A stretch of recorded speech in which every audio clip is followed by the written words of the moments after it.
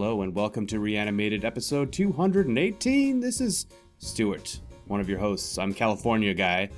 Joining me is New York lady, AJ Conrad. What's up? You know, all sorts of good things going on today. Yeah, nice. I had a delicious pizza for dinner. You know, sometimes when pizzas come and they're like just done perfectly, I had one of those tonight and it was awesome. Those are the greats. I am going to have carnitas tacos because, made at home, which will be a first for me. I've never had carnitas at home before. So I have to give all thanks to my wife who had this idea and went out and bought multiple pounds of pork. Did you slow cook said pork? Oh, yeah. Nice. Well, pressure cooked, so, yeah. Yeah, that sounds good. It's going to be off the hook. What else is off the hook is some of our news this week. Actually, it's not that crazy. It's a pretty tame news week, but we are going to get through a couple news bits and then chug into Fear the Walking Dead Season 5B opener and then the next episode, so that's 9 and 10 for the season. And that'll be the podcast today. But HA, you were the one who dredged up some of this AV Club and other material. Yeah. So give me the rundown. What are we talking about? Well, several of my friends sent me this YouTube video, and basically, it's I don't know. Have you ever seen any of this guy's work? It's like Nerd Writer, I think, is what he calls himself. This is the YouTube channel. Yeah, it's I'm unfamiliar with this creator. Yeah, so anyway, it basically is a video about like kind of the history of zombies, you know, up through George Romero and The Walking Dead. You know, it treads the usual ground, but it's done pretty well, and some of it's funny. It does end with a little bit of an Adam Driver, a zombies, a ghoul, which you know I enjoy. Oh, God. So that was all right. It's about 7 minutes long, so that was kind of fun. And then in other news, apparently there is going to be a Kiss zombie comic book series. And basically the thing is that, you know, I guess Kiss is sort of rounding out, like, I don't know, their farewell tour or something like that. And then they decide to do this and they're really excited about it. So it's some of the art, at least what I've seen, is kind of funny. I honestly didn't know whether this was a joke or not. And even if it is, either way, it's great. I'm cool with whatever this is about. It'll be interesting, worth a look, for sure. Yep. And the AV Club article was kind of like a primer, and also just, like, I guess in the same vein as the Nerd Writer thing, huh? Mm-hmm. Same thing. I think they were just talking about the YouTube video, so that's all it was. Okay. So if you haven't listened to our very first, 10 episodes of this podcast in a while, and you want a short reminder on why zombies, check out that stuff. It'll be in the show notes. Other news that broke kind of whenever D23 happened. I think that was last week, but it's all been under wraps. There was no public release of this information. It was just for people at this conference or convention or whatever D23 is. It's some sort of Disney thing. There was some footage or maybe just 2 frames of the upcoming animated series What If, Marvel's What If, which is part of Phase 4. And these 2 frames showed Peggy Carter as Captain Britain, which is... Mm-hmm. So all of these what-ifs are going to be based off of, apparently, one-shot comic books that were written in the MCU that are kind of like alternate universe kind of stuff. And The reason why we care, because you're like, Peggy Carter as Captain Britain, whatever, other than it being kind of badass. The thing that we care about is that one of these frames showed Captain America as a zombie. Yep. But the artwork, at least I saw the Peggy Carter one. Did you see the Captain America one? I have not seen that because all this other stuff is from leaked cell phone footage. Yeah, it's leaked. The one of Peggy Carter looks pretty cool, though. At least the animation looks, the artwork looks cool. The description I've been reading is like that the animation feels kind of like Pixar, that some of it calls back to the Spider-Man into the Spider-Verse animation style. If that's the case, I'd be super pumped because that movie is kind of amazing. So I don't know. I'm very excited. There's going to be 23 episodes. 1/23 of them apparently will feature a zombie, and so sign me up, man. Yeah, I'm excited about it. I was excited when they first announced it, and now I saw a little bit of the artwork, so I can't wait to see whatever they do with this. I think it'll be cool. Yeah, and also, did you see the trailer for The Mandalorian while we're on the topic? I did not. Oh, get thee to a YouTube and watch it. It's going to be so good. All right. And I also have a bit of news that I did not throw in here, and it's not. Well, it's technically not zombie related. It's really just not zombie related. It's Jaws related. But yes, it's sort of zombie related in the sense that our good friend Greg Nicotero is obsessed with Jaws, and so they had a lot of these sort of the sharks that they would use. Or that they used in the film, and they were kind of like left out in sort of a parking lot, sort of just kind of breaking down and whatever. And he found one of the last ones, or somebody found it, and it was in pretty rough shape. So Greg Nicotero restored it, and there's some really cool like photos of him having it in his like basically his workshop with all these like other zombie things in there, and he's just restoring it, and it looks pretty awesome. So he's going to be working on a shark versus zombie movie coming up, I guess, or I don't know. I think he just liked the fact, I think this was an important part of his childhood. In fact, the article, there's like an article on NPR about this, and then another one on like MovieWeb. We'll try to find the links and throw it in there. But there's like pictures of him as a kid by one of those sharks, like that when he went to visit, I think Universal Studios or something.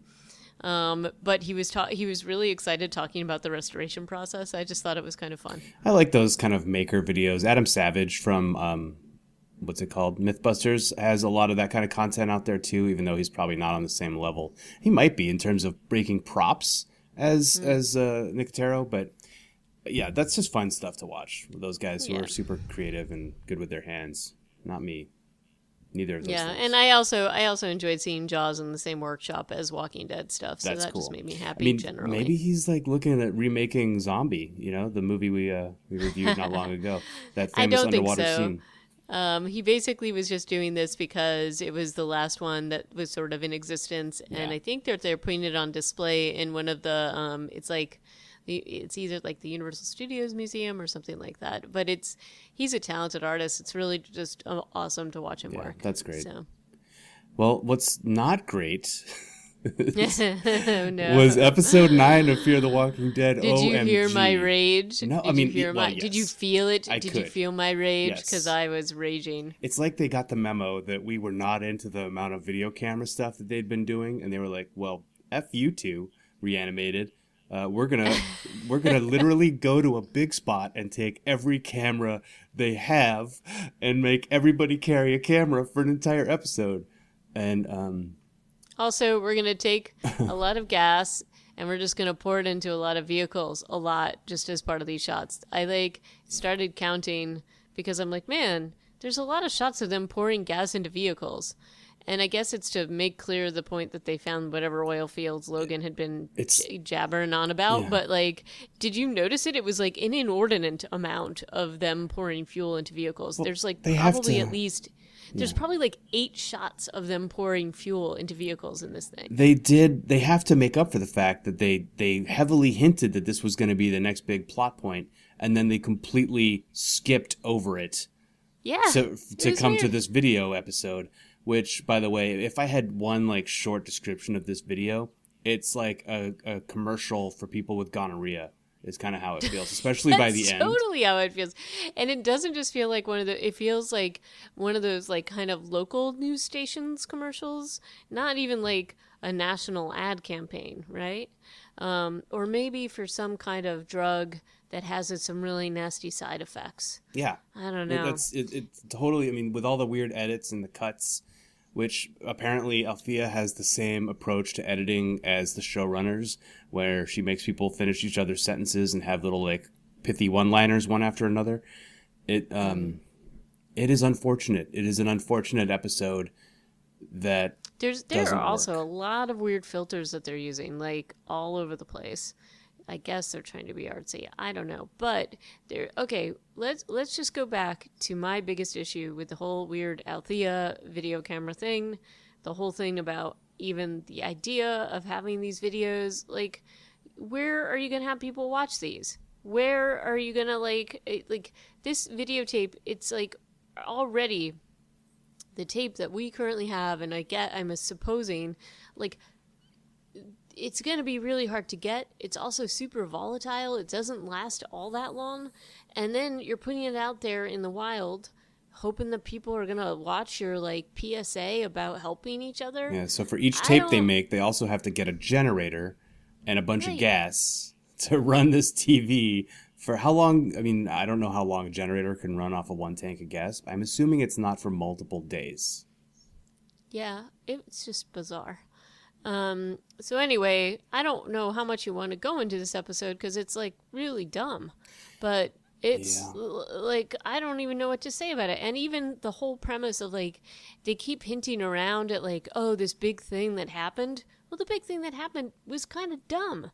In the end, really dumb. Oh yeah, like what they're all like, oh yeah, this was really gonna hit Morgan. He had a lot going on with this house. Yeah, So some guy got his hands on like 50 landmines. How do you do that in any country, like especially in the United States? I'm sure maybe there's a way. I don't know. If you're some sort of weird collector, you can find landmines, but I don't think that they're available.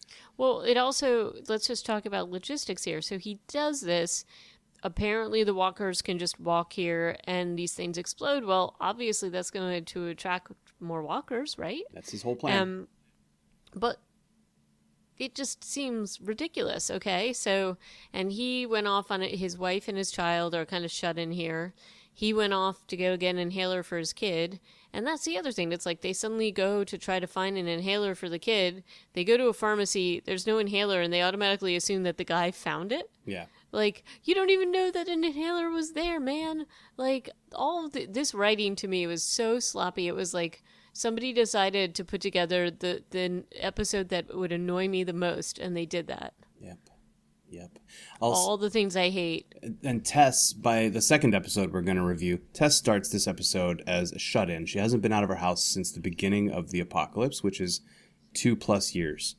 Yet she totally knows what her husband does with these devices and how to she can solve the problem. She has the MacGuffin, and then by the second episode we watched, she's like out walking around, totally adjusted, not agoraphobic at all, and is becoming some pad thai, eating pad thai, and becoming like a leader of the community. Also, potentially, we'll see. I mean, she's got kind of top billing. She makes a lot of leaps here. And it's all about Tess. Makes leaps. The whole episode makes a lot of leaps that shouldn't be made. Morgan, okay, here's a huge, huge problem for me. The scene where, for some reason, John Dory is just like, those zombies are going to set off those landmines. I better stop them in a quiet way. So he's just shooting them with his pistol. Which are pretty loud. Very loud. Maybe as loud as a landmine going off. I don't know, maybe not. But still, not helpful. And finally, after a whole bunch of them show up, Morgan and Al run around the side of this enclosure, which John could have also helped with, to like, I don't know, stop them from going in the gate. And Morgan's like, hey, maybe you want to stop filming? And Al's like, I've rolled through worse. Wait, she's like, I've rolled through worse. It's like, well, no, but maybe you want to put the camera down so you can help dispatch some of these walkers. You're not a member of the press anymore. You have no reason to not be fighting and helping your friends. And also, let's just say, all of them seem to not have any fear of running into this minefield. Like, all of them. And then, like, they're all, like, carrying cameras and doing stupid crap. I just, can't even with this episode. When they roll up to Tess's house, Tess is like, are those cameras? And they're like, yeah, we're trying to keep a record. She's like, and he's like, maybe we should turn them off. And Al is like, no, this is important. And I'm like, no, this is not. No, it's not important. Of course, they're trying to make it important as their sales video, their gonorrhea medication video, or whatever they're trying to produce. Like, this is their pitch reel. Well, the only thing I can figure out from this episode that they're trying to do is, first of all, set up the fact that they stole the oil fields from Logan, so they got that established. The other part is that they're definitely digging deep with Morgan and his psyche about like what happened to his wife and son. So they're bringing back that into the forefront. They've also got the thing going on with Alicia where she's kind of the new Morgan and doesn't want to kill walkers for some reason, which seems like, what? Yeah. What are you talking about? Yeah, they do go through a whole litany of people's problems at the end of the sales pitch video, which also is just like, hey, let's give a lot of people a lot of ammunition, emotional and psychological ammunition if they ever have a problem with us. Right. So that's pretty much what they did with this episode, and I can only imagine somebody just really had writer's block, and this seemed like an easy way out. I don't know. Usually they start a second half of the season with some good stuff, right? I mean, like some eye candy. This was not. Oh, this was a bad episode. Let's just move on, I guess. Yeah, let's move on to the next episode, which honestly is, you know, given that we're going back to the origins of zombies in terms of the film and Romero, I mean, there's definitely an homage to Romero here because it's mainly in a mall, which is fun. Yeah, and when they pitched the mall is like the whole episode, other than the Dwight stuff. I was like, this guy Chuck is trying to tell them you should come to this mall and make your camp here because that's one of June's repeated things is we need somewhere to set up, we need a home, we need a place. I'm like, yeah, we've done prisons, you know, we've done, I guess, other things like towns and factories, hospitals a little bit. Nobody's ever really wanted to stay in a hospital except for those cops in Atlanta. But like a mall, we have not is still unbroached material for this show, even though it is well trodden in the genre. I was like, okay, cool, let's do a mall season. But then they don't even want to stay there at the end. They're talking about going to a farm, which I'm like, we've done farm. Farm was season 2 of The Walking Dead Prime. Yeah, and just because you're calling it a ranch, it's still a farm. Also, like, with this mall, I don't know, like, wouldn't this whole damn thing have been looted? It's really strange that it's as intact as it is. Yeah. I don't understand this. It's like just because it was convenient for them to do, and this poor, like, security guy is just hanging out there before I guess he gets bitten.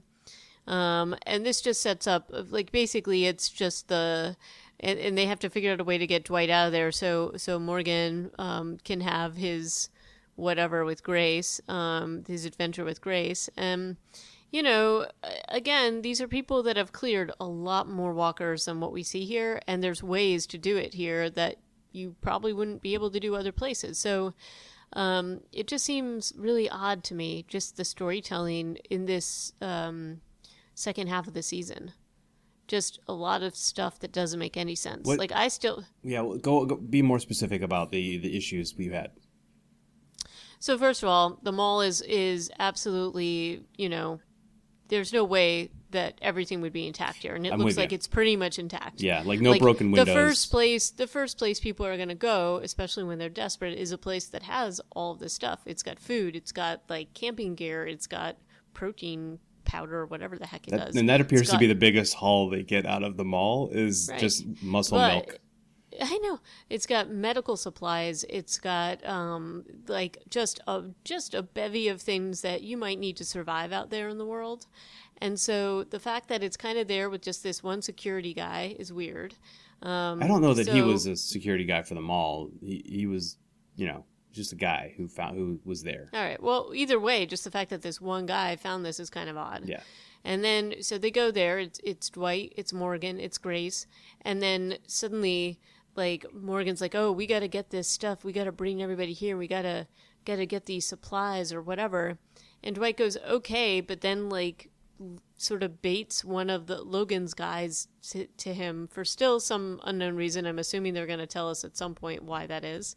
So that seemed weird. So they get him out of the hair, and then basically Morgan and Grace can kind of like talk to each other about the fact that she thinks she's getting sick because of the radiation exposure, and him not getting over his wife and child, which they just kind of relaunched in the last episode. And conveniently, Grace goes, oh, I saw that video. Is there something I can help with here? And that's kind of the whole thing with this whole episode, is them working out their weird psychodrama with each other. Totally. So I assume that Dwight pulled this stunt because they got the blues music code that Logan's guys had hit, and that happened in the end of the first episode, right? We meet a couple of new people. Logan is apparently still in with his gang, although that was all kind of delivered by exposition rather than storytelling in the first episode. And they shoot up this guy's motorcycle and tell him to reach out to the good guys. But we don't actually see any of that happen. Right. But so Dwight gets this blues music code that says bad guys, which somehow tells him exactly where it happened. Because he's like, if they're there, that means they could come here. And that's why he makes his lure call and disarms himself, right? I get it, but it's still dumb. And it just means he spends half the episode in the back of a truck tied up again, reasoning with the guy that he knows is like a dick. Getting smacked in the mouth a lot, yeah. And here's the thing. Dwight absolutely, like, knows all about things because he ran with Negan and he knows how all this stuff works. So I feel like he's smarter than that, but maybe not. I don't know, man. And then the funniest line in this whole freaking thing was when Dwight says to the guy, "How do you know my name?" Well, dude, you guys just put out all these like videos telling your life story to everybody. How do you think he knows your name? Yeah. It's sort of crazy. And I think when he made his lure call, he goes, "This is Dwight. I'm going to travel down Route 17." Yeah, he does say that, doesn't he? So, you know. Oh, yeah. That was kind of dumb. Anyway, it's like, so I just feel like they're like, okay, well, we set up the thing where Morgan is all upset about his wife and his son. And they were like putting that as like this linchpin thing into this. Which is all of a sudden, too. Like, in that first episode, in their sales video, they set up all of these like character needs that they're now going to be hammering for the rest of the season, which is really unfortunate. So Dwight needs to help people and find his wife, and June needs to get people to a safe place. I don't remember what John Dory's thing was. Strand is like, I need to take advantage of my second chance. Same with Charlie, basically. But they're all just like, this is why I'm motivated. This is my motivation as a character. It felt horrible, so forced and bad. But so we're left with Karen is like, I need to live while I still got time, and Morgan, like you said, now it's all about his wife and kid who've probably been dead for years. And it's really unfortunate also that. It's not unfortunate, but it's lame that they shipped them so hard this episode. Oh, God. Karen David and Lenny Henry. Lenny Henry? Lenny James.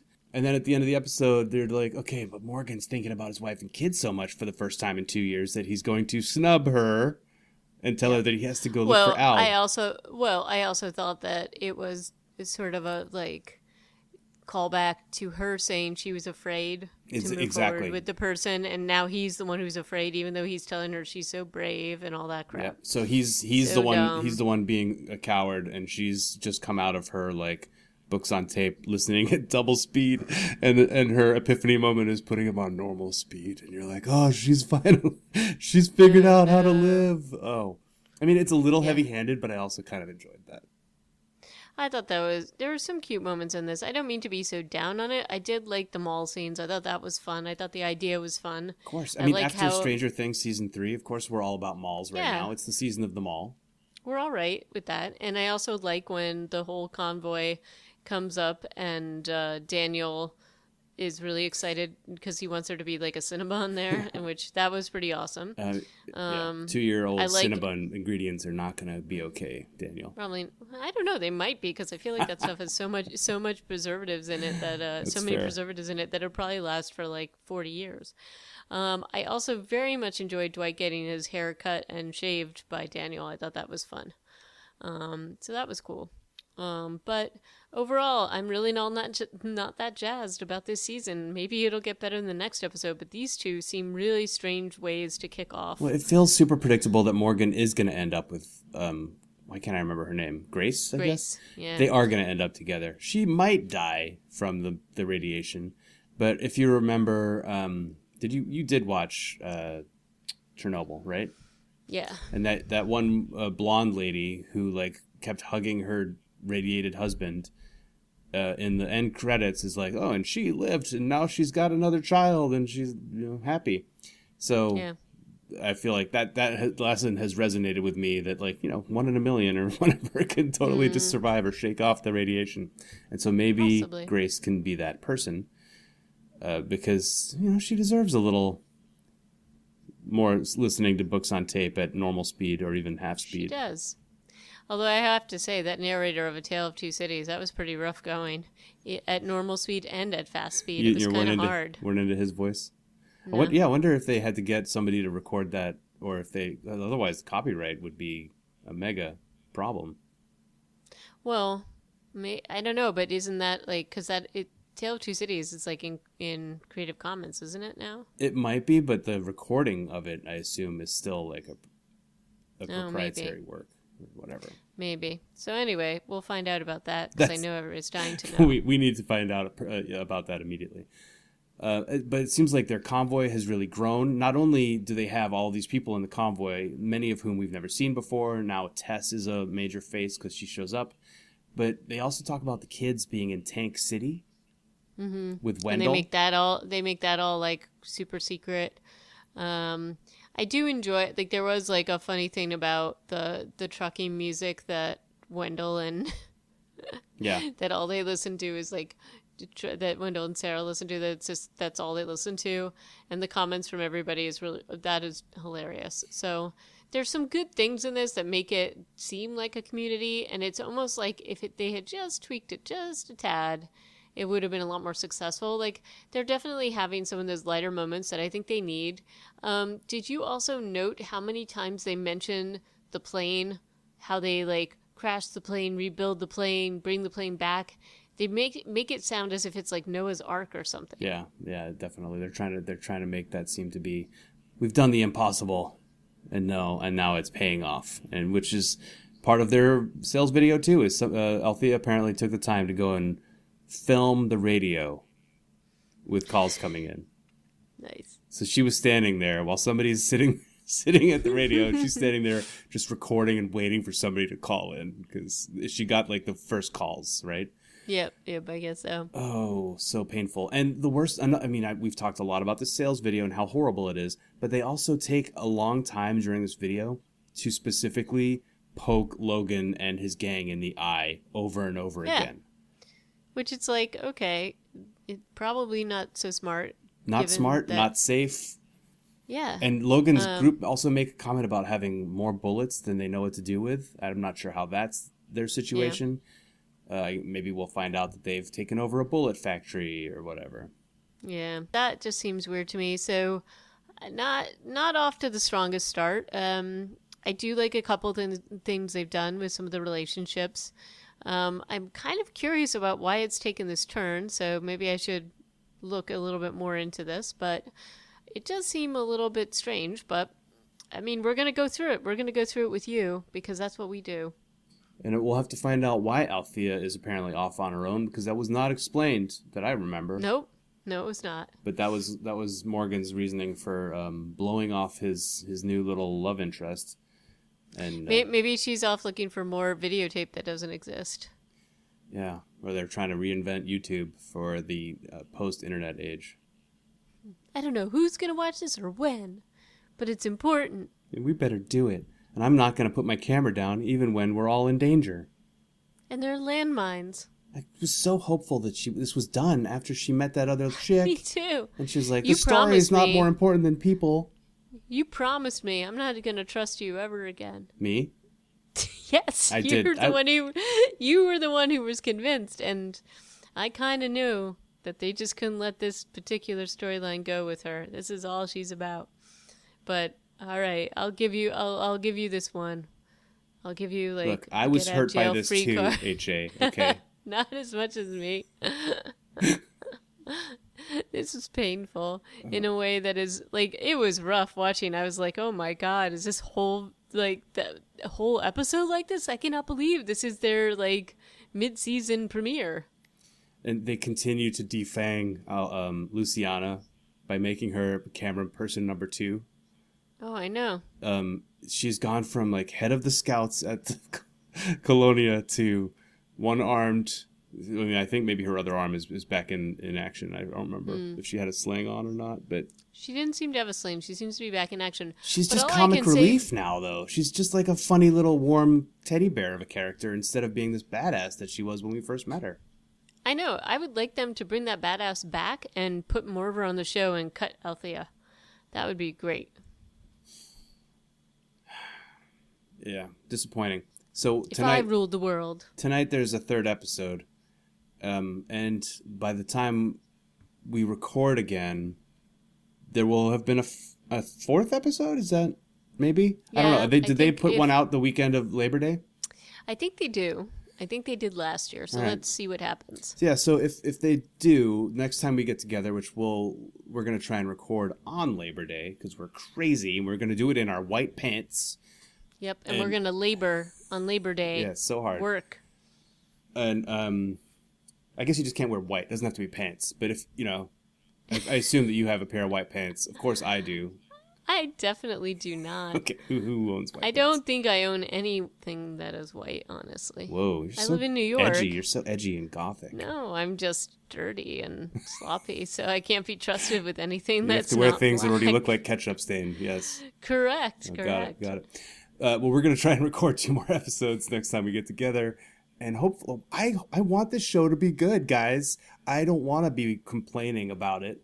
So let's all channel our positive energy into these shows that have already been totally filmed and edited. But we can hope. Yes, we can hope and we can dream. So give us a holler. Gmail, reanimatedpodcast@gmail.com. Twitter, reanimatedpcast. The website, reanimatedpodcast.com. And until next time, ciao. Thanks for listening, and bye-bye.